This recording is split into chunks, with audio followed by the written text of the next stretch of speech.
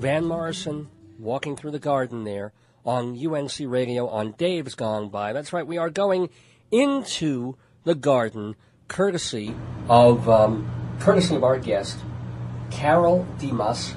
As I mentioned at the opening of the show, she was on Broadway in Grease. She was off Broadway in a little show called The Fantastics for a few years. She's also been doing a ton of cabaret, and former New Yorkers like me might remember her, well, certainly remember her, from a family TV show on WPIX way back when called The Magic Garden. So it is magical to have with us in the studio Carole Demas. Carole, can you hear me?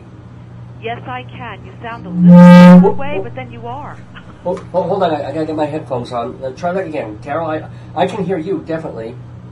I hear you as if you were in Colorado and I'm in New York. Okay, well, it'll do. You're a little far away and it's a little difficult to hear you. You're not immediately in my ear as though we were talking on the phone, but I can hear you across the room.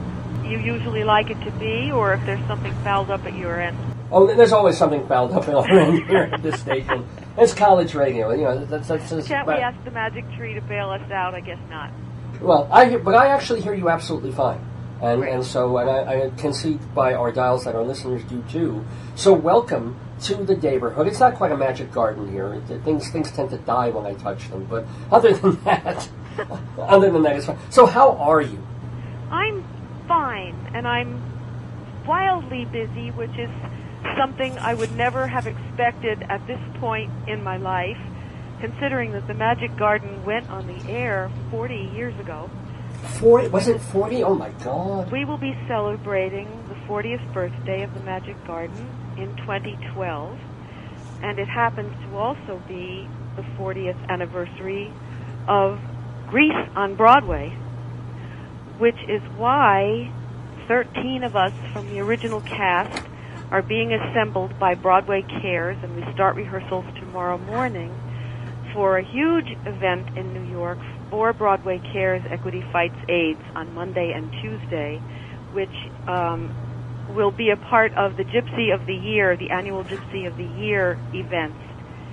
Sure. And this year they're kicking off the 40th year of Grease with a 7-minute number at the top of the show, in which we are all taking part and singing snippets of the songs that we introduced when Grease opened. Whoa. So that's pretty exciting, and there are some amazing people in the Broadway world involved in presenting the Gypsy of the Year Awards and being the host. And Kim Cattrall will be on stage, Bernadette Peters, Daniel Radcliffe, Hugh Jackman, and Seth Rudetsky, who has a pretty well-known radio show about Broadway on Sirius Radio, is the host, as he has been in years past. And while we of the original Grease have an amazing friendship and very strong bonds that have remained over these 40 years, which isn't always the case with shows. You know, certainly. You're close when you start, but then time goes on and people drift away from each other, which is natural, and that little family that you created when you were all in this together and didn't know where it was going sort of drifts apart, but that hasn't happened for us. So we'll all be together tomorrow, almost all of us, except for the few of us who are no longer living. Well, I know Kevin Conaway is gone, but was he in the Broadway or was he just in... Jeff? He was, yeah. Jeff was the original understudy for all of the men. And when Barry went to do a film, Barry Bostwick, who was the original Danny, went to do a film for a stretch of time, Jeff took over for him. So Jeff and I played opposite each other for a stretch, and that kind of opened up a whole new adventure in my life, and I spent 5 years living with Jeff. We were very close, and I had the honor and sadness of singing for his birthday memorial in October out in L.A. Actually, wait, when you say were you just sharing space because you were acting together, or were you a couple? No, we loved each other very much. We were very close. We had a relationship that was very, very important part of my life, and I remained very close to his sisters, and love them still. Sure. So we're still kind of a family. Was he? I mean, I'm married, of course, almost 30 years happily now to Stuart Allen, who is an audio visual designer and was a Broadway designer, sound designer. So I'm lucky. Life has been good to me, and that my heart has found a place to go. But my relationship with Jeff was very intense and very deep, loving time for me. I actually had no idea. There's none of that on the wiki or any of that anywhere. But were drugs a problem when you knew him? Yes, I have to say. He fought it his whole life. I mean, they just were a magnet for him. He was a very sensitive, talented, beautiful, gentle, funny, dear man. But it was very tough for him to battle those demons, and he just, eventually succumbed to a complication of many things, including pneumonia. But of course his body was kind of tired, and he'd had some serious back surgery. We'd stayed in touch. I spoke to him not long before he died. Wow. Did you ever, I'm sure you tried to help him. I mean, was it the drugs that drove you apart? Was it, or what was it?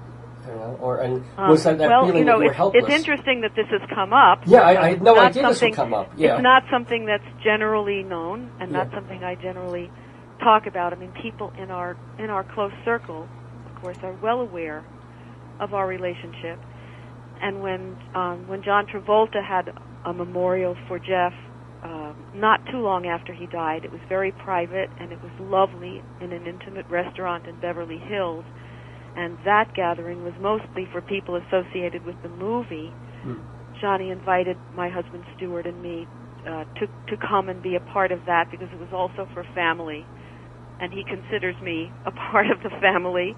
And he and Jeff and I were close, because when Johnny was very young and on Broadway and over here, his family lived in New Jersey, and he lived with his family, but on matinee days, he didn't want to have to come from New Jersey. So he stayed with Jeff and me on Tuesday nights and Friday nights, and we all shared a manager. So we were quite a group back in the day. And yes, you had asked whether I tried to help. Well, of course I tried to help. Well, yeah. But when someone is sharing himself with an addiction issue, as well as with the people who love him, it's not an easy situation. He was never a violent person. He was always gentle.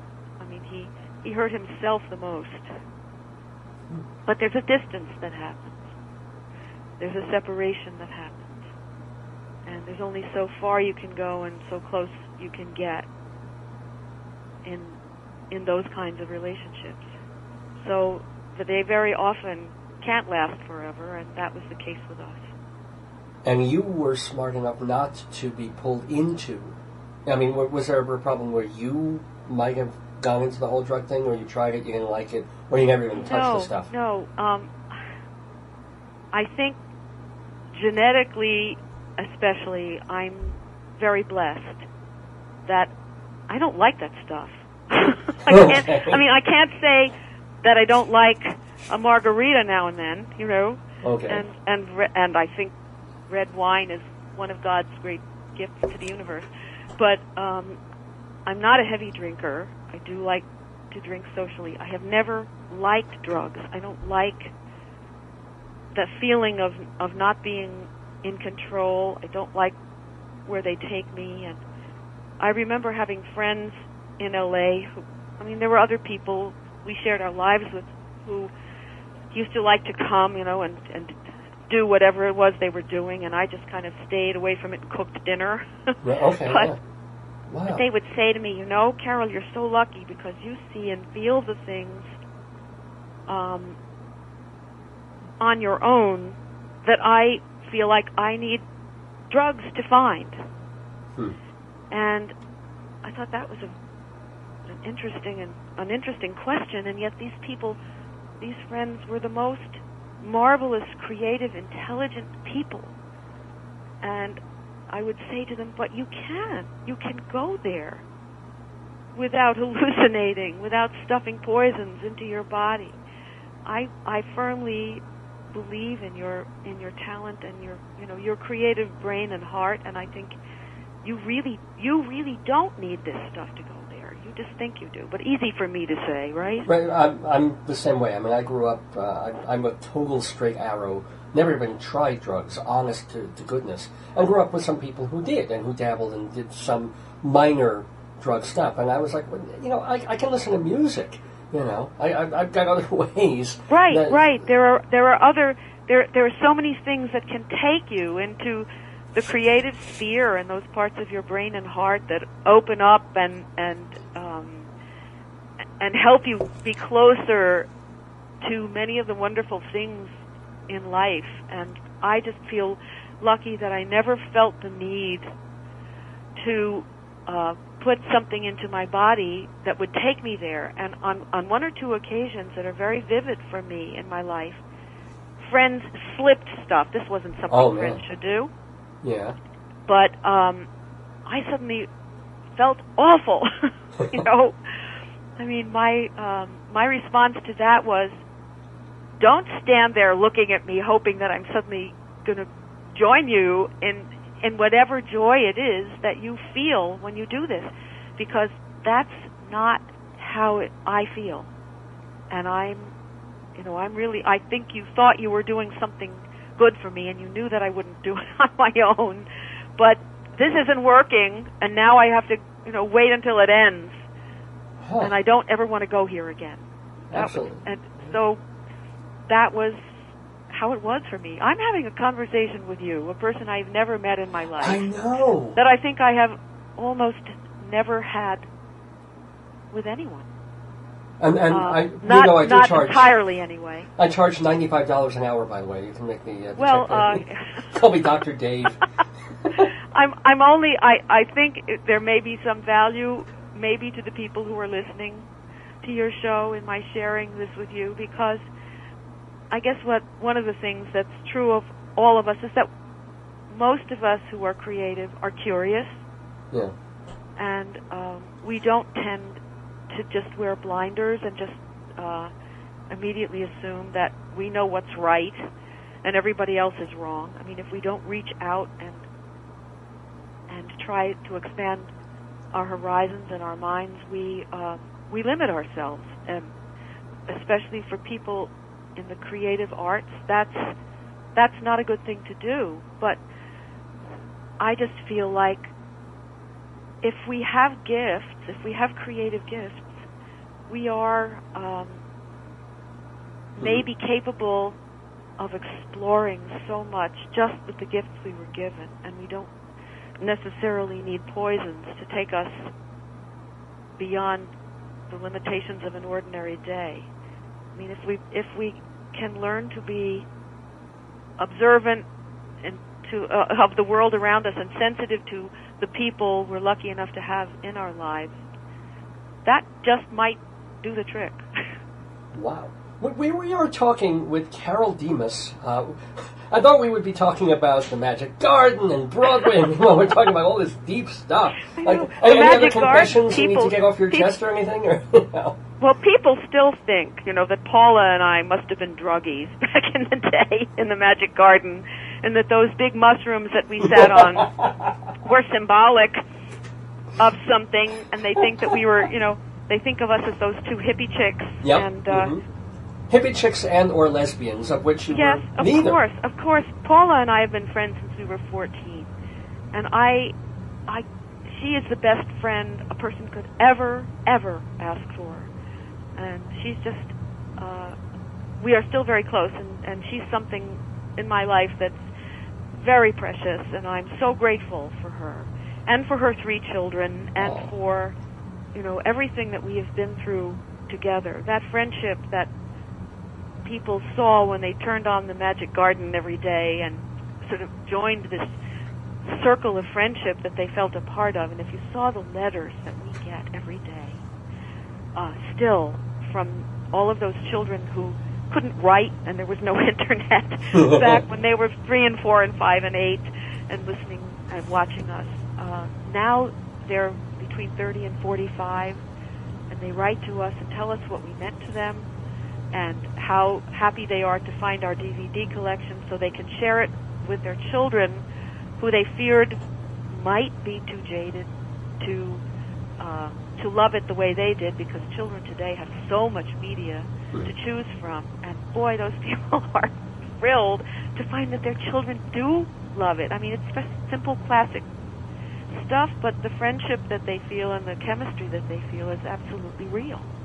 Because by the time we got to the Magic Garden, we had been friends for, God, almost 20 years. Wow. So was it the thing that you went to the TV station as a team and sort of approached someone for a show, or how did the show happen? Well, it was an insane time in my life, because when we were shooting it, I was playing Sandy in Grease 8 shows a week and shooting the Magic Garden on my one day off. But the station was looking for a way to satisfy the new children's television regulations. Oh. They were required as part of their license to supply a certain number of hours of educational television to their audience.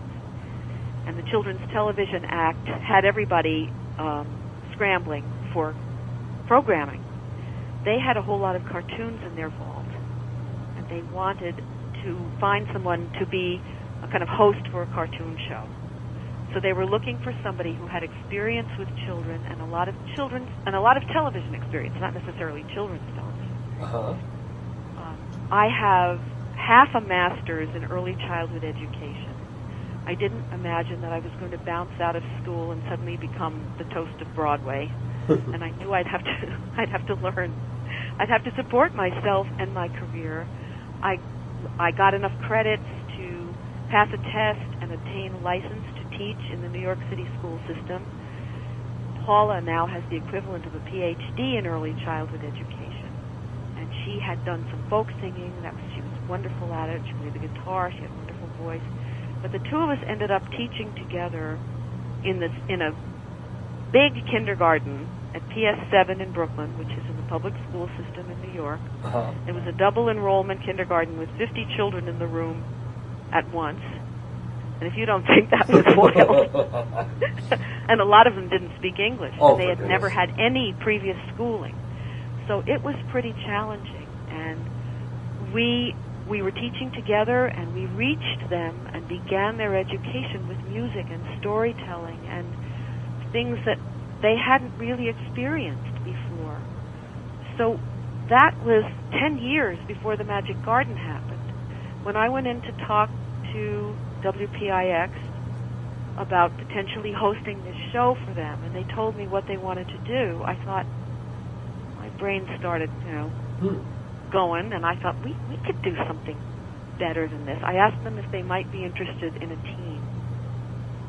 I thought, well, maybe they'd be open to discussing some other idea, and I told them about Paula, and I said, we have this teaching experience together. We have sung for the New York Shakespeare Festival together, which is another incredible story that I'm sure you don't have time for. Oh, I wish I did. Yeah. And, well, we could talk again sometime if you like.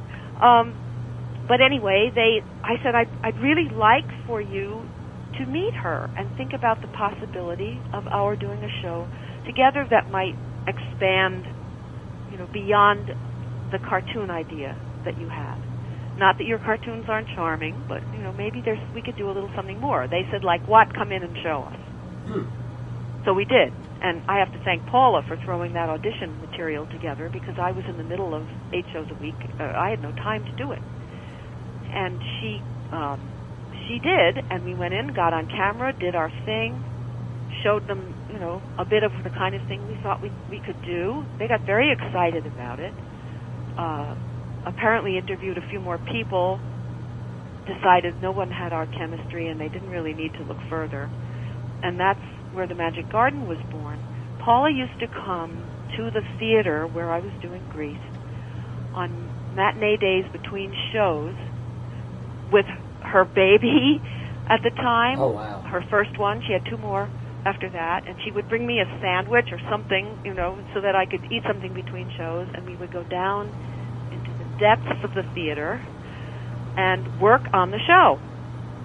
The show was put together in an outline form by Virginia Martin, who was a station writer for WPIX, and Alton Alexander, who was hired as a writer.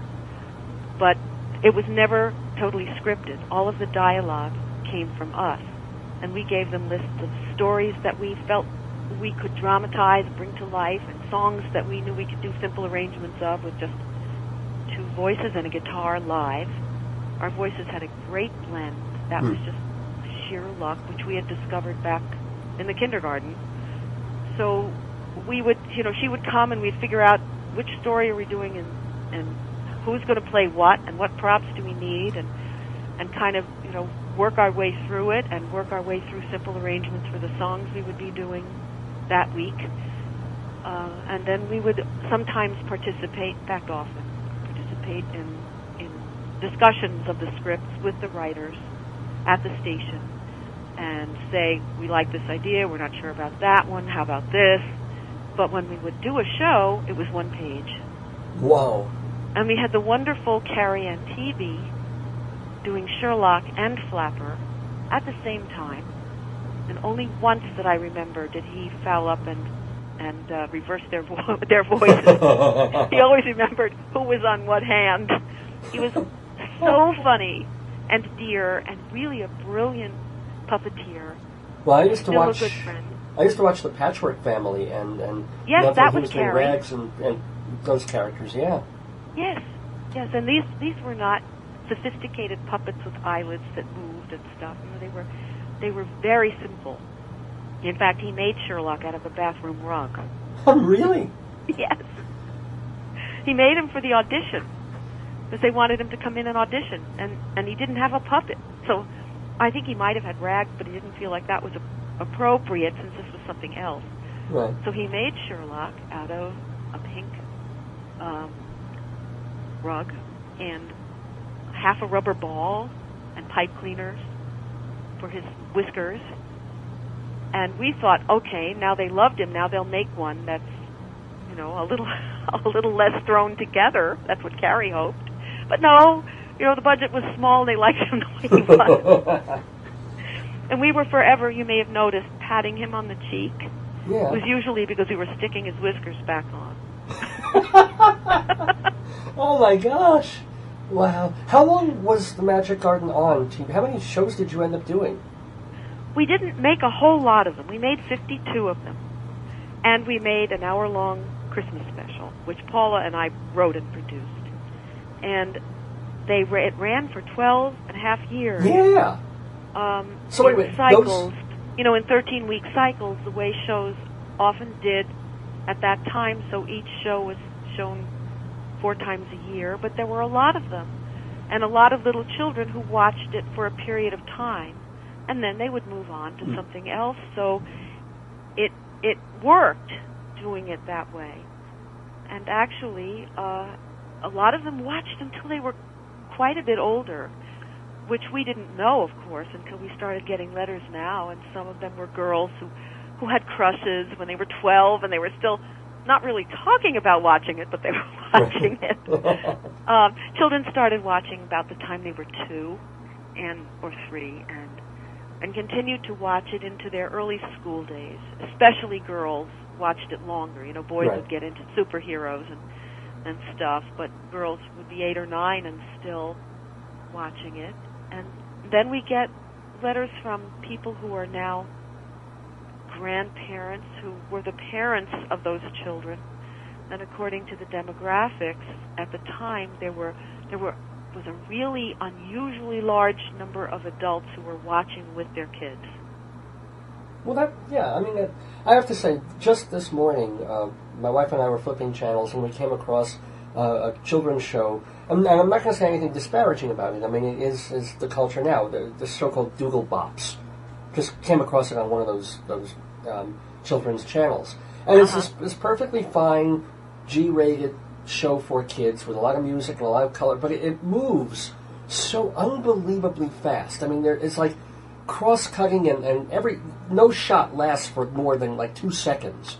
And then it's all the music coming at you and stuff, and it's like, wow, if I were watching that 25 years ago, any child, our brains would have exploded, because it's just so much going wham at us. And it's nice to remember back when they would do a show, especially a children's show, and it was like, okay, camera, 2-shot, 2 girls singing, for a minute or 2 or 3, telling a story. It's okay. If you need to cut to the puppet, you do. There was a gentleness that is gone, you know? Exactly. There's a certain frantic quality that has entered children's television that we can't say we're real happy about. And actually, there are many educators who recognize this for quite a long while. They changed the format of Sesame Street to a certain degree because it was moving very quickly, and educators were complaining and saying kids are starting school expecting a teacher to be on a new topic every 3 minutes. It's, we can't get them to focus, to concentrate on anything for a stretch of time. The Magic Garden took place in real time, and it was like a visit every day. There was enough going on so that it wasn't sleepy to the point where adults couldn't bear it, apparently. It was fun, and, spontaneous things happened, which were fun. And the music was absolutely live. The set was small, and we just moved from one area to another, and we had, certain features every day that children looked forward to seeing. But there was something about the reality of it and the classic quality of it that makes it still interesting for children today, and we've had some educators look at it in recent times to tell us what they think about it, and they say they think that it's actually totally viable. Oh, yeah. And valuable still. There are a few things that are dated. Some of the people who are spoken about in various professions tend to be male, that kind of thing.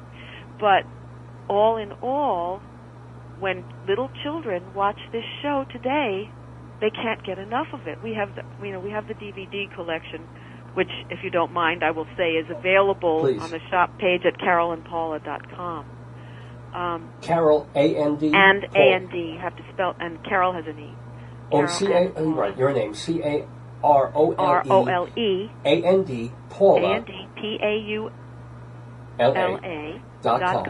right. So that's for the DVD. And we have a shop page, and we chose 10 of our favorite programs, and they are in this DVD collection along with a nice little booklet that has pictures and stuff. And there's a CD sampler in there with materials from all 3 of our CDs as well.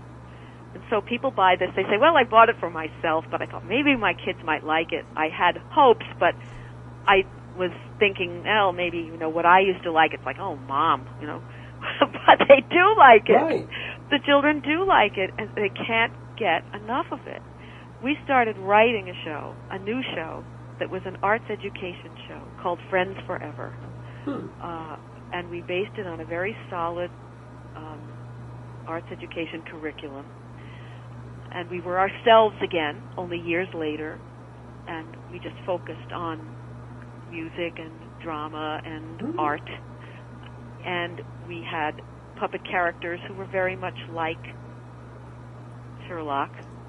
In fact, we kind of wrote it in a way that they were Sherlock's relatives. Okay. And it may sound like we never had another good idea, so we just did it all over again. But not really. I mean, we expanded what we were able to do in the Magic Garden enormously, and there was some serious interest in it.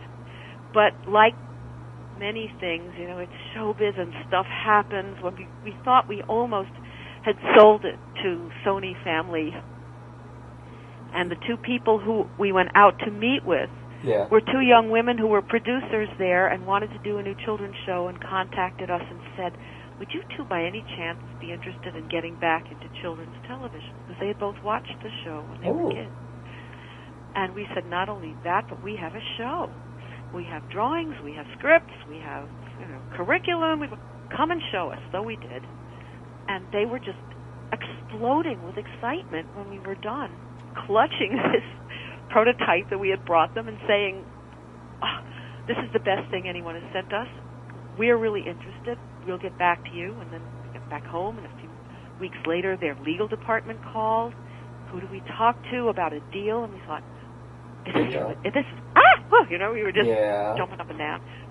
But one of them got moved up into adult television. The other one got married. A new boss came in to that department. It slid to the bottom of the pile. And that wasn't the only place we had brought it. What it showed us was that it was good. Right. Or we would not have been met with that level of interest. It's an exhausting, full-time, difficult process to try and make something like this happen. And we just, and it just hasn't. So are you still sort of trying? This is a fairly recent experience then? Not real recent. Oh, okay. I mean, we started working on this 10 years ago. Mm.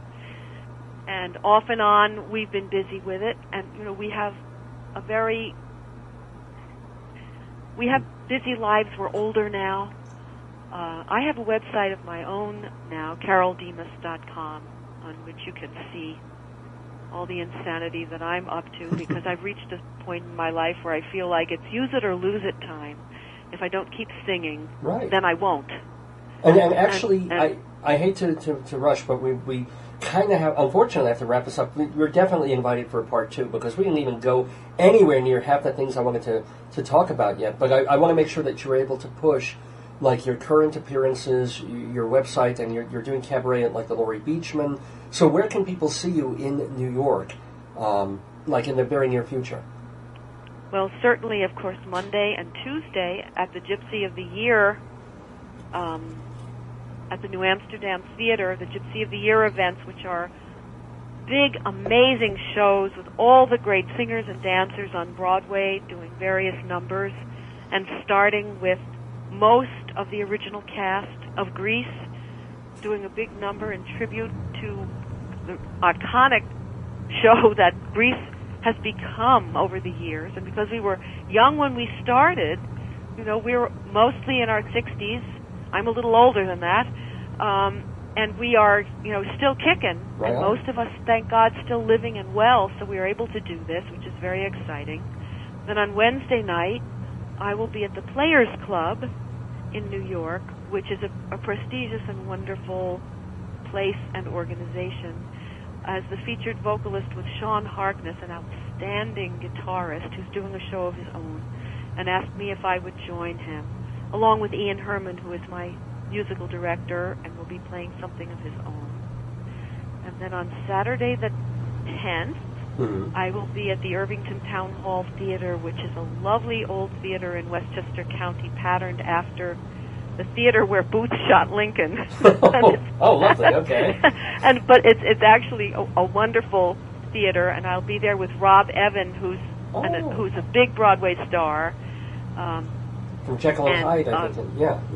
Pardon? Wasn't he in Jekyll and Hyde? Yes. Yeah. And Rita Harvey, who has had a great career, and her husband Neil Berg, who has a troupe of Broadway people, and he goes about the country. He's probably been in Colorado with Neil Berg's 100 Years of Broadway. Yeah. Mm-hmm. And then is it Thursday, the 15th of December, I'll be at the White Plains Performing Arts Center with a program of holiday songs of the season, directed by Phil Jeffrey Bond, and we will be mostly Broadway and cabaret people. I would like to say hello, if I could, before I leave you, to my relatives in Colorado, to my uncle, Dr. Tom Steinberg in Vail, and to Chris I knew Steinberg, you were Dr. Jewish. I had this feeling when you said thank God before, and then you said holiday show rather than Christmas show. I was like, you're Jewish, aren't you? Are you Jewish? No. You're not? Oh. Oh, no. You're just being no, politically I'm not. correct. Oh, wow. Okay. Paula is. I am not. Oh. Oh, well. My mistake. You're welcome in the neighborhood My anyway. husband is. Oh, well, there you no, so you're, okay. You're Jewish by So, association. and I grew up in Brooklyn, which There you go. makes you about as Jewish as you can get without actually being Jewish. Well, Especially at the time that I grew up there. well. So you'll be, I adore my husband's family, and they live in Israel, and they have adopted me quite fully. So I'm grateful for that. Awesome. I have my cousin Eric and his wife Kathy Steinberg in Steamboat Springs, and Dr. Chris Steinberg, my cousin, in Alamosa. And I recently did a show of my own. I called it Summer Nights at the Laurie Beachman Theater last year and this past year. Mm-hmm. And one of the people who sang with me was Josh Franklin. He sang Danny with me, and we did the Summer Nights number. It was such great fun. He was the last Danny on Broadway in the last revival. He played it toward the end. And Josh is from Colorado. I think he's from the Denver area, and I know he's gone out there to sing. And we talked about it. I said, God, I would love nothing better than to bring my show to Colorado and do it. Come on out. Because I adore Colorado. My husband and I were there 2 years ago, gone to see my uncle, and he was my husband was in Denver at a trade show, and we took off from there. He had never gone to Rocky Mountain National Park. Oh, wow. I said, you have to see this. My father brought us all out there when we were kids. We went on motor trips. My sister and two brothers and my parents, they would put us in the car and just drive us to see this country. My father, who had been in World War II and seen a lot of Europe, and he was in the OSS, he saw a lot of Europe and Asia. He said people don't remember how beautiful this country is when they think about wanting to travel afar. And he said, I want you to see the Rockies, and I want you to see Colorado and Wyoming and the beautiful places out there. So it has been a very special place to me. It was so exciting for me to have my husband see the park, and the first time I ever traveled through it, coming from west to east instead of east to west. Yeah. When you're on the outside of the road, looking over. Carole, I hate to do this, but I actually have my next guest calling in, and we've run a bit over time. So it's been fabulous, and it's wonderful that there's so many ways to come and see Carole Demas.